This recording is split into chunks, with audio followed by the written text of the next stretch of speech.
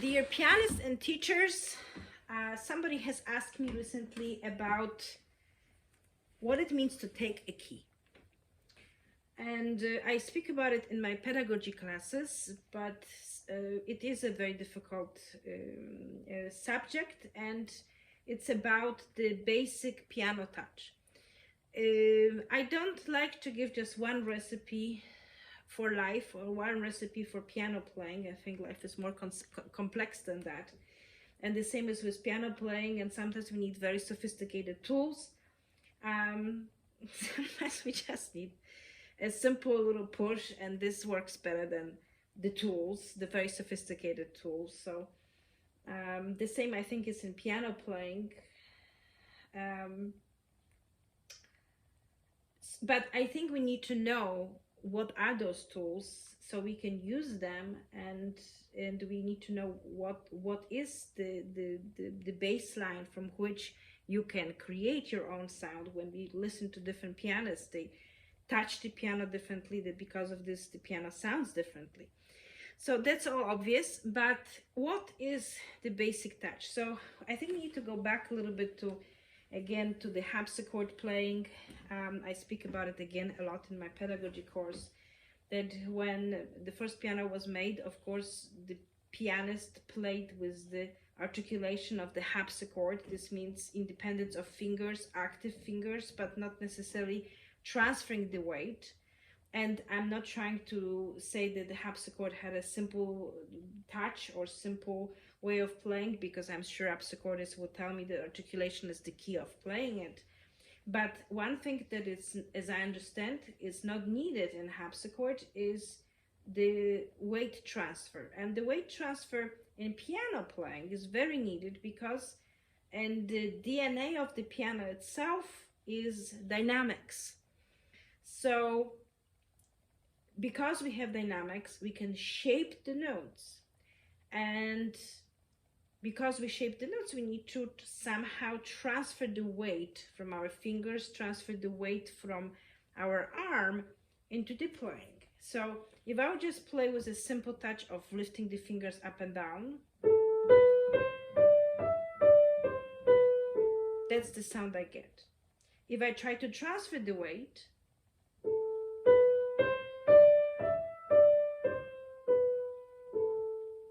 then that's what I get. But this has to be, the transferring of weight has to be happening with the tension, the slight tension of the fingers. So the fingers needs to take the key. There's certain pressure, you can say, of the fingers acting and taking the key. It's almost like you want to, pull something, right?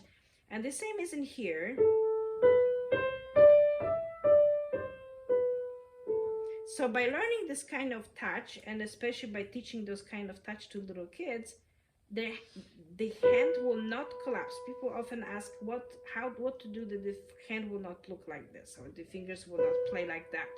So they will not play like this if the finger is taking the key, if the last joint is working by pulling the key. This is especially important in Bach, where you cannot hide under the pedal and you simply have to articulate everything with the fingers. And you use some pedal to connect things and to create the atmosphere, the space of the cathedral sound and so on, characteristic for Bach. But the fingers are have to be very responsible, and articulating everything needs to be happening mostly with fingers. So for instance, in this prelude of G minor, of the Well-Tempered Clavier Book 1, for instance, this kind of section, which is the third bar,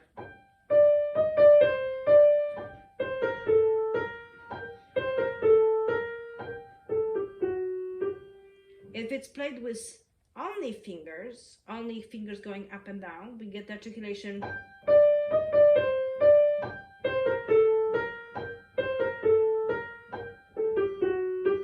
And I think I was still a little bit taking the key.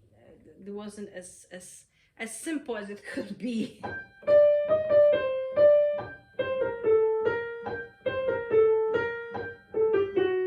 tried maybe a little bit more right now, even to make it simple. Now, if I try to take the key, the sound is different.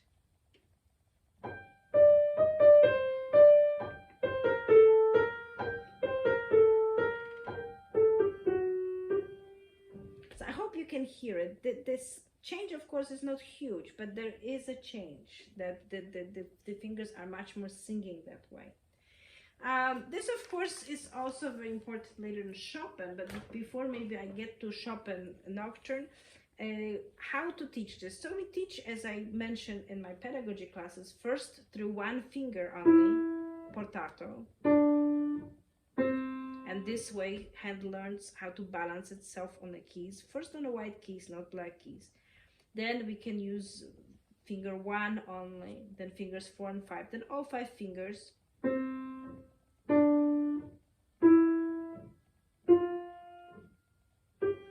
But this right away also you can notice Chopin discovered that each finger is different and has different color, and by taking the key we can hear those individual colors.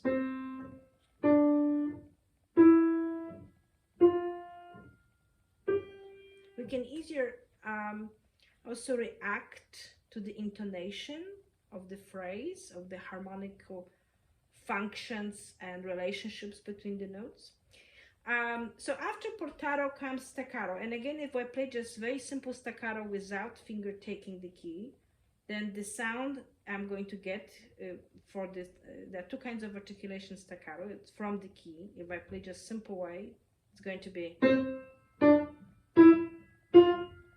you kind of hear it's kind of shapeless, not a good articulation.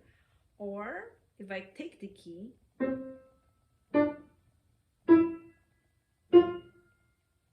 the sound is much better. The same is with staccato to the key. So if I play without taking the key, I'll try my best, will be,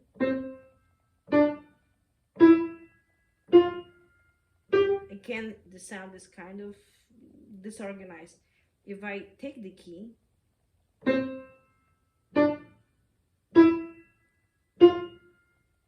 there's much more spring in it. And this, of course, leads to legato playing.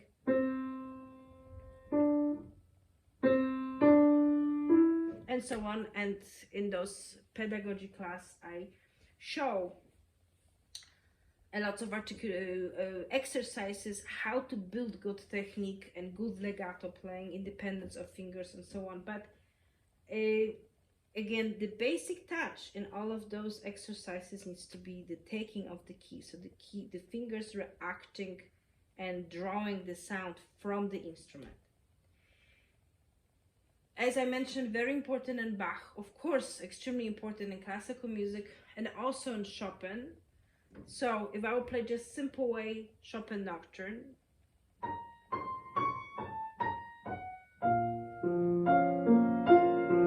it will sound like this.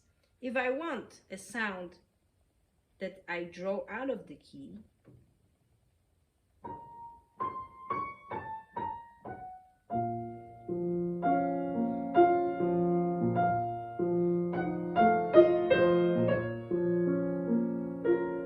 this is especially important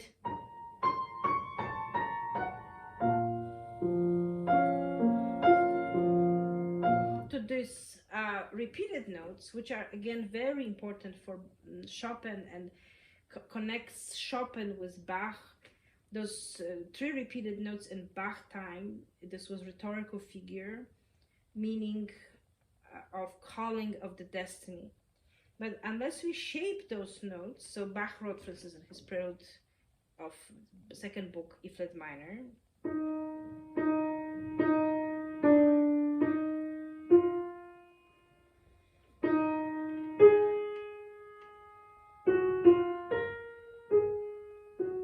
that's the theme.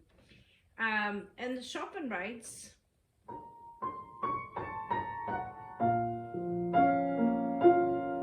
right? Later we have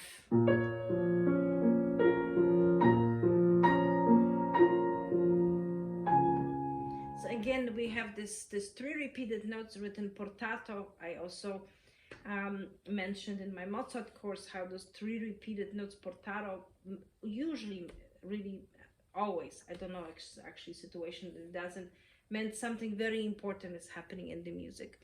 So we need to discover those notes, but we need to shape them. If we just play, you know, like this, it sounds kind of like knocking to the doors. It sounds like a, you know, mechanical, computerized fate calling to our doors, and not a real one. So by learning how to use the touch of taking the key, it creates shape, it creates colors, it creates meaning. And if you think about it, it connects the fingertips to the whole body. So we have one pillar here, one pillar here, and this is what is the bridge that hangs on those two pillars. So the hand is strong and flexible at the same time. So we can use different weight. If we don't play chords with taken keys, if we don't take the keys but just go, there's lack of articulation.